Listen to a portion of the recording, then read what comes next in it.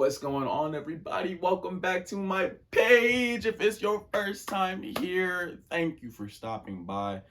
This is the Lion's Den, and my name is Daniel Williams. What's the point of hiding this feeling? Only just started, baby, I'm holding. So what do we do here? What do we do here? Well, what I hope to do here is offer you just a little bit more peace, a little bit more wisdom. Honestly, increase your day in whatever way I can, because what I hope to do is help all of us, including myself, come to a better understanding of self, the culture and our environment, and our relationship with God, so that we can have a better relationship with ourself, the culture and environment around us, and our relationships with God. So I hope you guys are ready. Hope you got your good energy with you. Hope you got that fresh water with you. Hope you're breathing in that fresh air, that fresh prana. Hope you are alive, lit, ready for the next season, because we got some amazing things coming in 2023. I'm not talking about just on this channel. I'm talking about energies of the world. Things are unfolding and unraveling. We're moving into an era of truth that's just so beautiful. But that's not today's video. That's actually going to be either next week's video. I'm pretty sure it's going to be next week's video, the era of truth that we're living in. But as a part of that era of truth, I wanted to have a really fun topic today. It's interesting because it's been controversial for so many years, but it's been controversial based off of a lie. And if you've already read the title of this video, you know what we're about to get into. So I just want to thank everyone who's taken the time to come to this page, especially if you're Christian, or if you are someone who smokes weed consistently and has just been kind of dealing with that struggle, dealing with addiction. I just want to thank you for taking the time to allow me to speak to you. And I would ask that you watch till the end, and just remember, keep open minds, keep open perspectives, and type away in the comments, and keep it in the comments. Please don't attack anybody personally.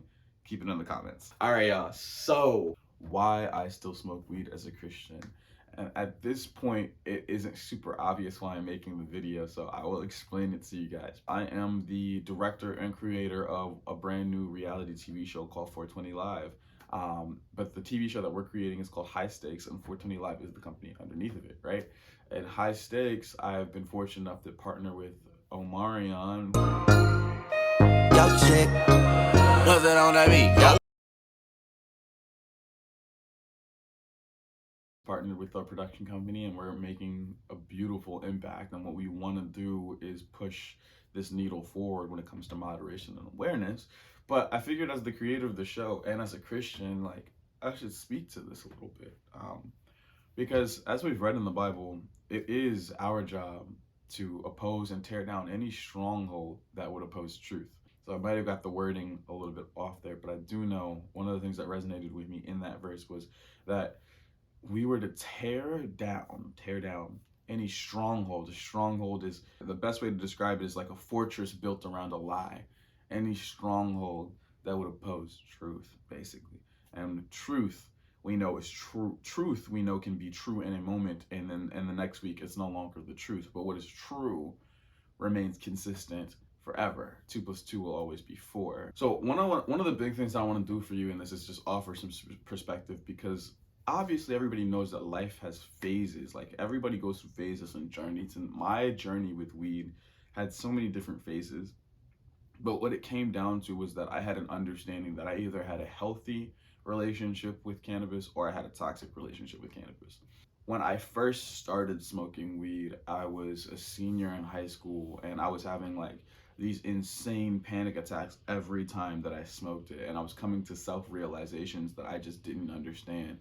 The one thing that I really understood was I didn't like being alone, I didn't like myself, and I was afraid of pretty much everything and everyone. I didn't trust anyone. Everyone always felt like they were laughing at me. They were laughing at me sometimes because I was high and acting weird. Like, I wasn't sure what was real, what was fake. It was terrifying. And because I was scared of it, I weirdly enough wanted to keep smoking it. I know that's like the opposite reaction for most people who have these experiences where they feel like they're gonna die off of weed or like they vomit. But me, I started seeing that so many people were having healthy, what seemed like healthy relationships with weed. It seemed like they were completely fine. And I wanted to know why I wasn't. And on top of that, I couldn't get the thoughts out of my head that I was experiencing. I had never heard so clearly about myself before. I was becoming aware of myself in ways that I had never been before, right? This was the beginning. Once I started to accept that I wanted to explore this and that I shouldn't be ashamed for smoking weed right now, which I hadn't even fully accepted yet. As I get older and I make the more definite decision to smoke weed daily in my life, I'm starting to notice different mental constraints that I had on myself suddenly being released. I'm talking about really healthy results, or really beautiful results from a healthy relationship. My self-awareness was becoming increased, and I'd only experienced this in the most healthy of my relationship with women before this, so that's what was interesting as well. I Before weed, I was someone who did not know how to love myself. I wasn't someone who knew how to sit alone and like be by myself at all or do anything that I love. I always had to be around somebody. I was always flexing for some reason. Like I always wanted to just talk just talk about what I was doing or talk about what I was going to do. It was really important for me to be around people because I felt that no one liked me, and I felt I was very, very insecure. Um, but as I began smoking, I started to notice all the beautiful things about myself. I started to notice all the beauty and the natural gifts and talents I had inside of singing and cooking and dancing and making people laugh. I started to notice what I loved in television shows and in movies. Started to spark new ideas for concepts in my own mind, and I began writing them. I started to notice that my own thoughts started to paint different perspectives of myself, which did increase, like I said before, increase my self-awareness. But not only that, it increased my awareness of other people's emotional states as well. So I began, and this took time, but I became more aware of what someone else was going through or what someone else is feeling, just because I had now opened myself up to multiple perspectives. In short, and then the most amazing, or those were the kind of mental things, but some of the more amazing things that was happening was I was getting diagnosed with things like strep throat. And instead of going to get antibiotics, the strep throat disappeared. And in a week, I took it just like antibiotics every 12 hours. I think I did every 6 hours or 12 hours at the time. It was 2018. It was like a sophomore in college. Smoked like took 2 hits, as in like taking 2 antibiotic pills, like every 6 to 12 hours.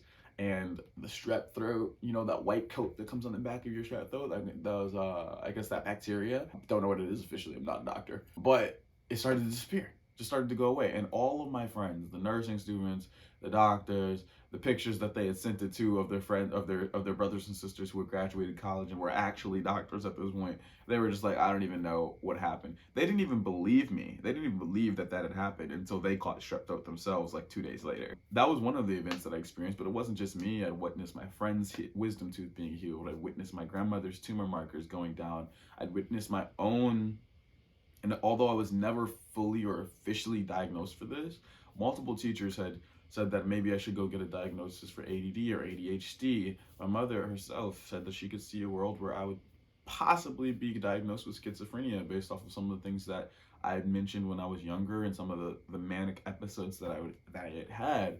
And I thought, for a while, like maybe I was bipolar. When I listened to kids my own age who were bipolar speak about it, I never related to anything more, but I never went to go get checked because my dad, he didn't want to put an idea in my head that something was wrong with me. And I am grateful to him for that to this day, although knowing what you're dealing with, I think, is a very healthy solution. It's like avoiding it isn't the answer. But anyway, don't want to chase that rabbit too long. I say all that to say that I noticed the time in between my episodes expanding greatly, which was not something I was expecting at all when I was smoking weed. After I started seeing my body heal, after I started seeing joy increase, after I was able to sit still for 2 hours and work on music or work on a book, I was shocked. I wanted to know why exactly this plant was purposed on this earth, because what I had known up until this point was that God had created everything on this earth and he had called it good.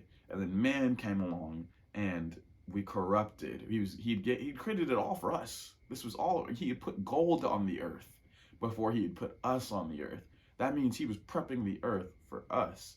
And then man corrupted every single thing that he touched because of a master technician who had developed a technique to corrupt everything that God had corrupted. He was inorganic in nature, and we call him Satan or Lucifer, but that means the adversary or the fallen star.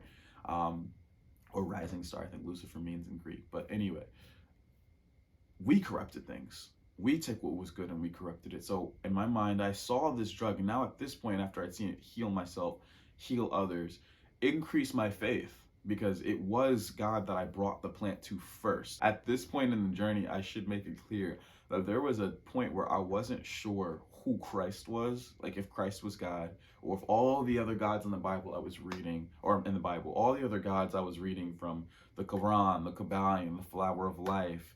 I was reading Hindu books about Hindu gods. I was reading a lot of different things.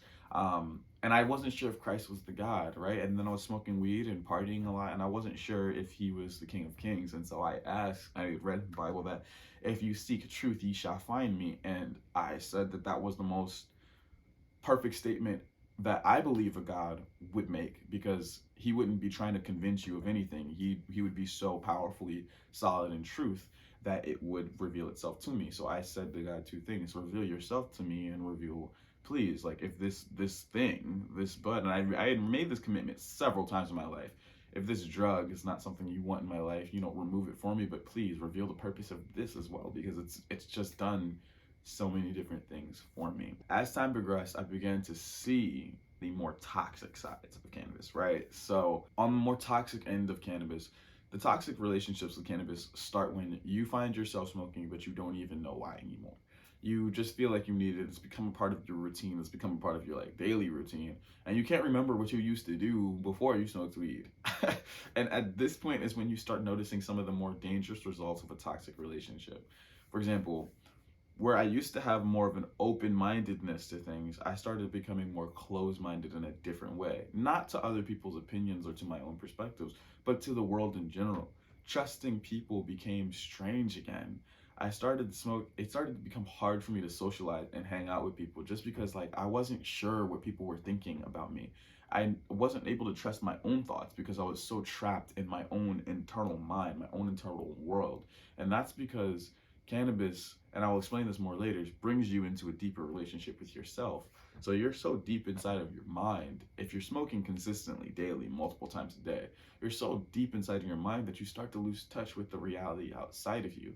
You may be able to highly function while smoking weed, which is fantastic, but you also may notice some of these awkward social quirks or things that keep you away from wanting to just see people in general. And now your relationship is being pulled deeper into cannabis, and cannabis wants more and more time with you and is pulling you away from your actual relationships with real people that will grow and nurture and develop. And that is one of the toxic results of a relationship, or that's one of the negative results or unhealthy results of a negative relationship with cannabis. I noticed that on top of doubting other people's intentions, or doubting if people liked me or not, or if what I was thinking was accurate, if I was too high, or any of these things, or what people were thinking, I was just doubting my own natural abilities again. So because I didn't have any self-control, and I was like, bro, you need to cool out on smoking, but I would continue smoking.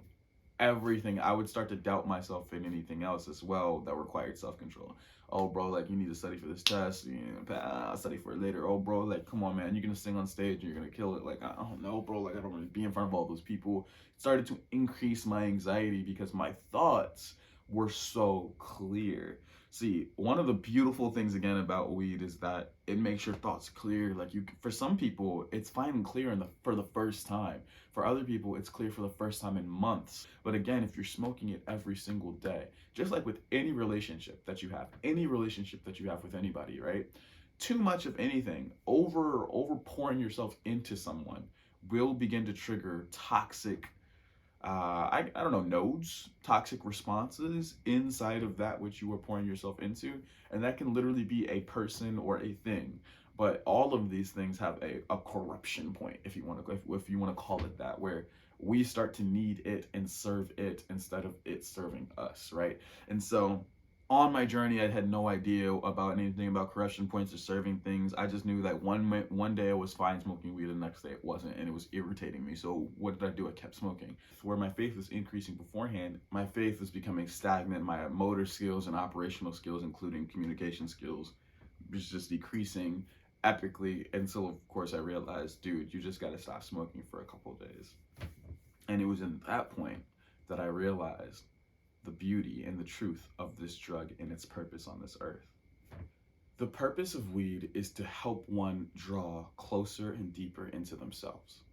Now, if you're a Christian watching this video, you already understand the controversy within that statement, because we are more spiritually adept and aware of the vertical plane, not just the effect of the horizontal plane.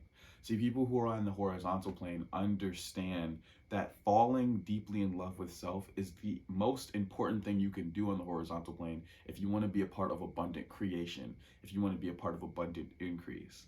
But those of us who listen on the vertical plane, those of us who listen to the Most High, who listen to Yeshua, understand that self is not the most important relationship that you will develop, but the relationship with self will be more abundantly developed through your relationship with the Most High. This is a personal belief we carry. I would never force this on anybody else, especially because of the cross that we bear outside of it, although our yoke is light, as our King promised us. But I will say this, he shows you that on the vertical plane, a development of relationship with self, getting too deep into self, will allow you to rely solely on your own power and disconnect you from the infinite power of the entire universe, which is connected to the infinite power of the Most High, which this universe is his, obviously. But yet there is an emphasis on loving yourself. I mean, after all, how can you say that you love the Creator and you love his creation, but you don't love yourself? But what we're talking about is a balance here. We're not talking about love in the way that the world talks about love, because after all, the way the world talks about love has nothing to do with love. I mean, that has everything to do with instant gratification and pleasure and wants. But like, love is persistence. Love and continues to love in action in spite of circumstances, in spite of controversy. It continues to be there. And it also makes the healthy decisions and self-control to take space, because love prioritizes love for everything, not just love for another person, but love for oneself as well. When it sees that someone isn't respecting, when it sees that the person it loves is not respecting its own boundaries, well, then love itself steps in again and says, for the love of this person and for the love of myself, I am going to take space. Well, this is the same thing that's happening on a minuscule level, on such a minuscule level as weed, as cannabis. And it's so interesting. I believe that God purposed everything on this earth, every single thing on this earth, to help us draw closer to him.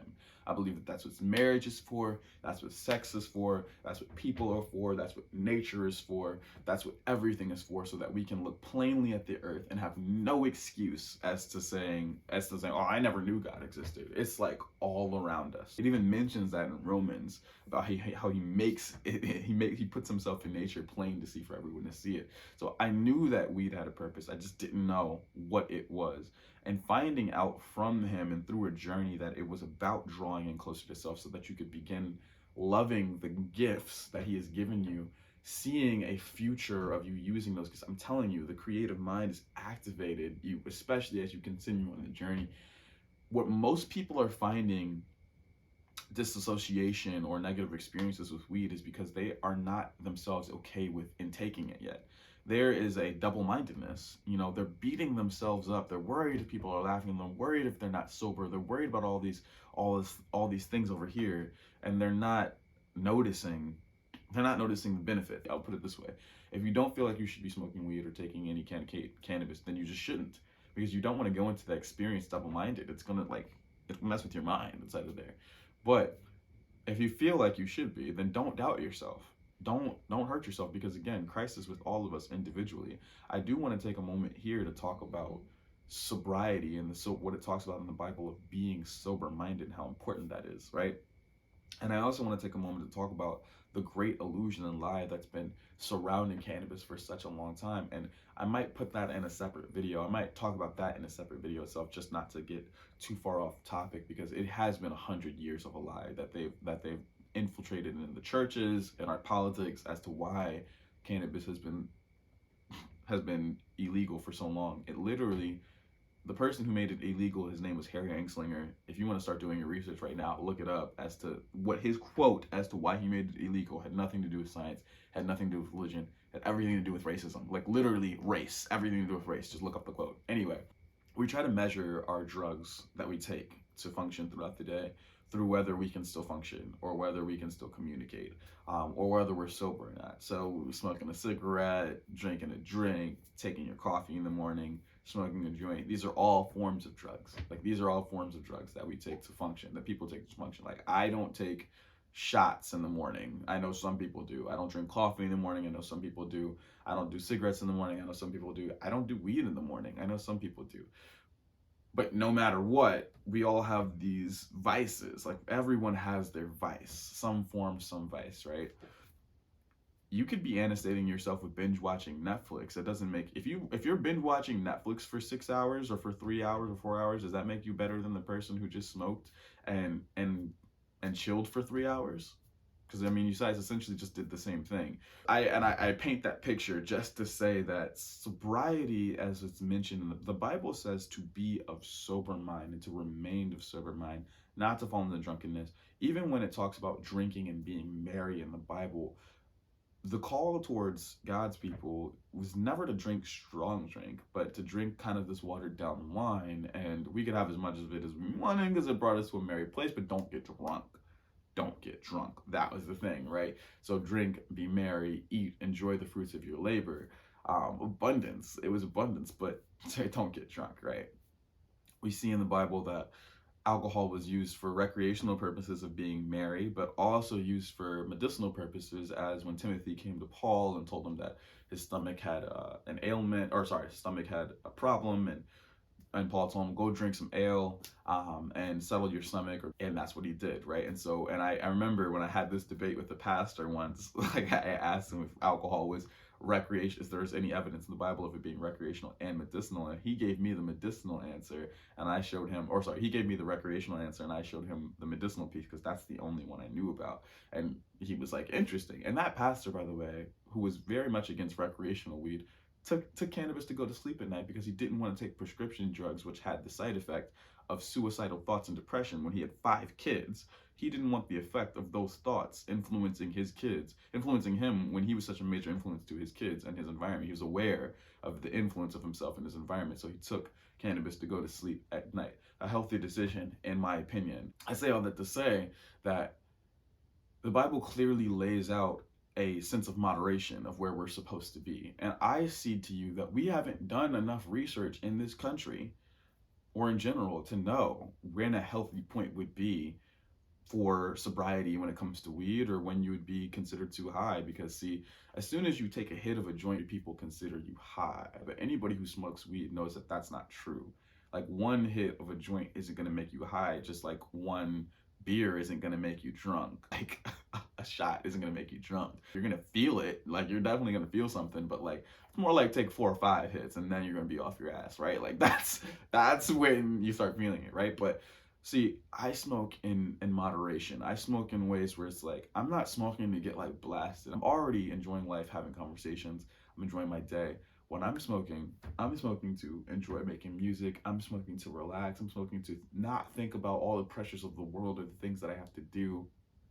But I'm still in sober mind. Matter of fact, yesterday, my sister had no idea that I was high.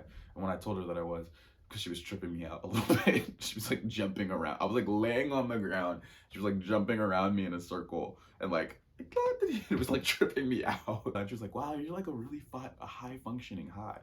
I am.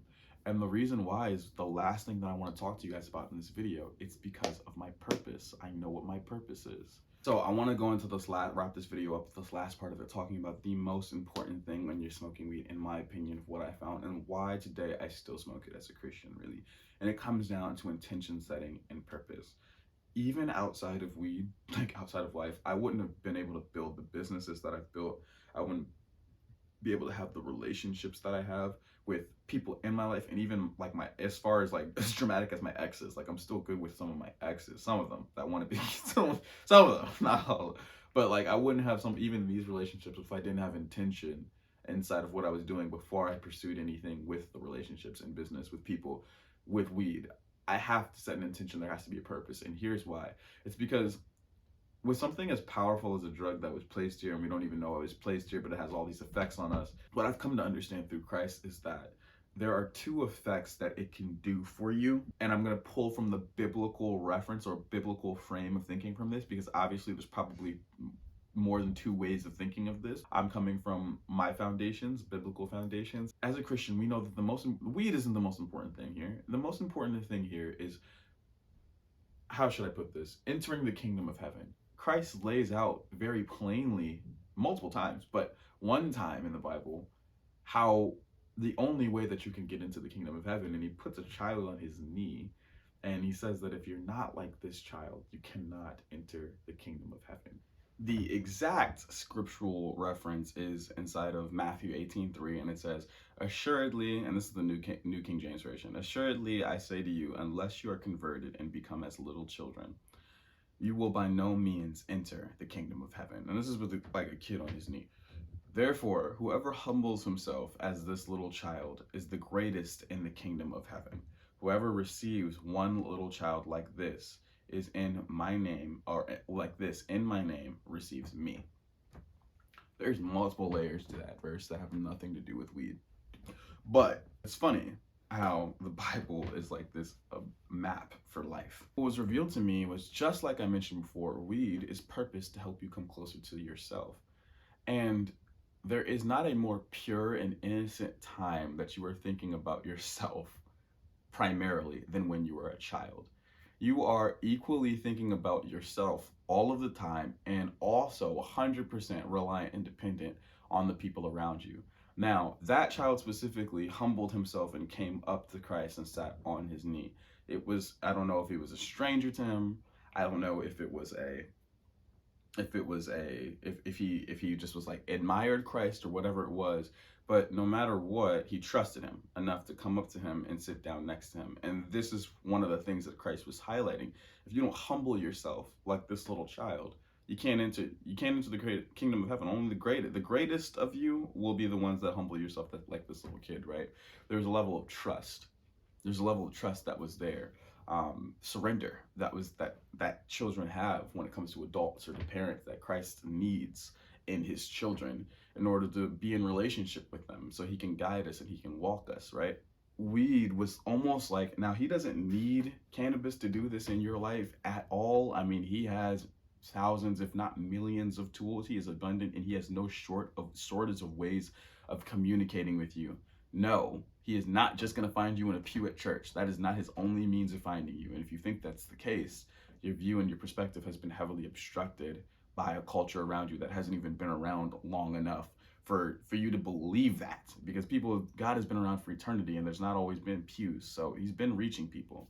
I will say to you that it is not his primary purpose or means to reach you through weed, right? But for those of us who he has purposed to explore this realm of cannabis, for those of us who this is a part of our journey, what I've come to realize is that it is a beautiful tool that can help you increase that childlike faith, that can help you come to that childlike state of trust. When I am working and I'm grinding, I'm a madman, bro. Sometimes I stay up till like 3 a.m. and I still, when I go to sleep, feel like I haven't done enough. It's crazy how much I'll beat myself up working towards something and completely ignoring the fact that like I'm good, like I'm under grace. Like what am I trying so hard to accomplish? And on top of all of that, there's just fear ruminating inside of me when the spirit of fear wasn't given to me. And then there's doubt ruminating inside of me when it's natural, but it's also just like it's also kind of like when you invest into the doubt, when your actions start to manifest because of doubt, that's when you start taking sinful actions, because that means that you don't trust anymore, right? In those moments where I'm so clouded by the pressures of the world, just like turning on Netflix, just like eating a really nice dinner, just like talking to a family member, smoking a joint, I saw in those moments released the tension, released the fear, released the doubt, and helped me realize again, oh my God, I'm good. My inheritance is good. I'm protected by a creator. I don't need this drug. I don't need to worry. I don't need anything. I have him. It literally helped me come to that realization more times than not. It wiped away everything. all of the anxieties. Oh, I have to pay this bill by this time. Oh, I have to do my student loans by this time. I can't believe I'm $32,000 in student loan debts. I can't believe that this person is breaking up with me. I can't believe she's sleeping with him while talking to me. I can't believe I have to finish this assignment in time. I can't believe I have to finish this music assignment. I have to make this music and release this album and drop this EP, and I don't have the money to pay for the EP, and I don't have the money to pay for the mixing master. I don't have the money to pay for my bills and all this stuff, and it's crazy, it's crazy, it's crazy, it's crazy, it's crazy. Wipe away. And what remained was what was true. My God is with me. Now, I don't know about anybody else. But a conclusion of you can trust God at the end of the day and don't listen to fear doesn't sound adversarial to me. I felt this, I can feel the Spirit assisting me through the means of which He created, through things that which He created on this earth. It wasn't me that created weed. It was God that created weed. And I can feel the Spirit assisting me through it. Now, I can also feel Him warning me through it. You know, I can feel Him saying, and I mean, over the years, I began to see how much more important it was for me to come to Him in those moments first, not to just smoke weed in those moments to get rid of the pain, not to do that, to come to Him. And then once I release and get vulnerable, and maybe it's tears that needs me. Now I just cry when I feel that way. I just let it all out. Cry a lot. I'm not sad. I just let it all out. And then once I know and I feel like, man, like it's all good, the Savior's with me, then I smoke weed and I increase that feeling because it even more increases the peace inside of me. And I don't go right back into the world. Sometimes I give myself that space to relax, you know, because if you're going through a lot, you're going through a lot. But what about the people who don't know to sit and talk to God? What about the people who who don't have that reprieve and don't know that their yoke is light? You see, for these people, how do they come into a place of trust? God has created a tool that could help them trust easier, open their hearts more, open their minds more. He's created a tool that increases vulnerability by you intaking it inside of yourself. Now, we know that the adversary wants you vulnerable also. So you have to be careful. You have to understand that there are spirits in these things, man. And so if you're taking these drugs, then you want to do this with the Most High so that He can guide you on a journey, or you don't want to do it at all. But here's what happens on the negative side of it. It's either increasing your childlike faith, or it's increasing your childlike behavior. If you don't have purpose and intention, then it is increasing your childlike behavior. You're becoming more sluggish, more lazy. You have no regard for self-control at this point and are easily indulging yourself in instant gratifications and pleasures of the flesh, like a ton of them, like whether it's eating a bunch of food and pigging out or having sex or whatever it is. Like, you start diving more into that and becoming more childless. You start childlike. You start to avoid responsibility, avoid people. The complaining that's happening in your brain, the confusion of your thoughts, again, becomes a lot like when you were a teenager or when you were a child and your hormones were flying and your thoughts were just going everywhere. It's like, thank God when you hit your early, or you start to hit your late 20s. I'm in my mid 20s, but your mid to late 20s, and you start to feel like your thoughts become more streamlined and decisive, and you start to become more sure of yourself. Because like when you look back to when you were a kid, it's just like, what the like, bro, like, what were you doing? How did you do anything? How did we make any decisions as a kid? That's what it starts to feel like when you start smoking weed too often too. Now again, this isn't for everybody. Everyone's personal relationship with weed is different. I am specifically speaking to Christians, or for people who have a feeling or a calling that, like, it's okay for this to be in their life. You know, I will just say, I've never seen someone deteriorate or fall behind greatly. They may have stumbled, but not fall behind greatly when they have a purpose or intentions behind what they're doing. I've seen men who are building like AI arms for robots and they smoke weed daily. I know athletes and scientists, professors, pastors, artists, obviously, like who this is a part of their life. Hope that this offers some perspective to you guys about what's changing in the world and where we're headed, because purpose is everything inside of this, and it is going to be different for every single person. I'm always going to encourage more research. I'm always going to encourage us to to learn more about something before we completely like write it off or consider that it's like wrong. Because after all, no cultural or like spiritual text does it say that cannabis shouldn't be used, or that weed shouldn't be used, and only in our laws has it said that. And now that's becoming delegalized, or delegalized. It's not the word, decriminalized. Now that's happening as well. So my whole purpose and intention inside of even spreading the message of this as a Christian is for the kids. Like straight up, I hope that if you're young watching this, or you know somebody young watching this, that we can get the message of moderation to them now before it becomes legalized across the entire nation with no guidelines. I mean, there's like no guidelines on this stuff, man.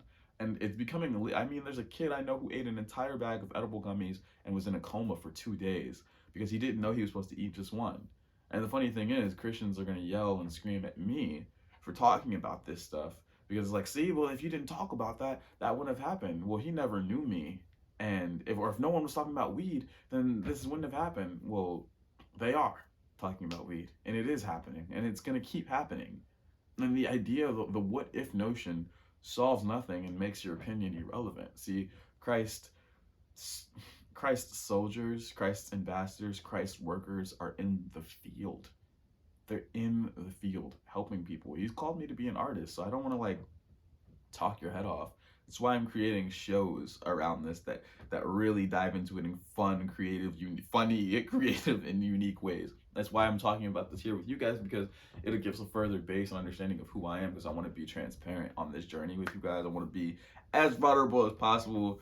I keep talking to you guys about this, but there's work to be done, man. There's out there in this field, I see a lot of misinformation. I see constant like chain smokers, just people who have no idea how weed is making them a shell of themselves. People who have no idea how it's increasing their diagnoses of schizophrenia, or increasing their episodes of bipolar disorder, and increasing a lot of their issues, because it's like when you push a ball up a hill, and then you're supposed to stop, but you keep pushing, and now you've pushed it right back down to the point where it's just on the other side. And so this is why I want to dive into this, because no one's talking about this world, and this world has an intense effect on our culture, an intense effect on our children, an intense effect on our everyday lives and the people that we're interacting with. I guarantee you don't even know how many percent, the large amount of percentage of people that are high around you a day driving that you're speaking with. It's insane. So there's so many reasons to be talking about this, but as a Christian, I just wanted to give you the foreground as to why at age 24 years old, I'm still smoking weed sporadically, like here and there. It's a part of my routine, but I'm very busy, so it's really like I can't smoke it too often. I typically find myself just relaxing at the end of the night with it, but I'm not confused. I'm also not lied to. I've done more research on weed than majority of the people who come to me and tell me that I'm gonna go to hell for smoking it. Like, they don't even know how it became illegal in this country, or why they believe what they believe. That's the problem with most of these people. They don't even know why they believe what they believe. They're just spewing what they've heard their pastor say, or what they heard their parents say, and their parents didn't know why they believed it either. Or they're traumatically affected by a singular experience that either they had or the people around them had, which then for good reason they do have, and I'm all ears to hear about those experiences, because this is all important. But I will say, don't judge anyone, and don't allow anyone to judge you on your own personal journey. I love you guys. I hope this was helpful in any way, shape, or form. Send, share. Spread the message with anyone that you feel is struggling or should hear this message, or if you feel that this was a really good like breakdown or analysis as a Christian, as to what I see, or like what it is that's important about this, or how it's benefiting my life, or how it could possibly benefit yours, because that's all I could do is give you advice. I couldn't possibly tell you what to do. Then I'd share it, And if you like this topic, we're going to do a lot of different topics on this channel, man. We're talking about the culture. We're talking about our roles in it as followers of the Most High. We're talking about our roles in it as human beings, as spiritualists. As those of you who aren't Christian who are watching this, those of you who are just spiritualists as well. There is so much content on this page for everyone, because this is a community for speaking. Like, the Lion's Den is the world, guys. It's not just like a cave. We are in the Lion's Den. So, love you guys. I will see you next time. Like, subscribe, YouTube-y stuff, do that. Mwah! Love you.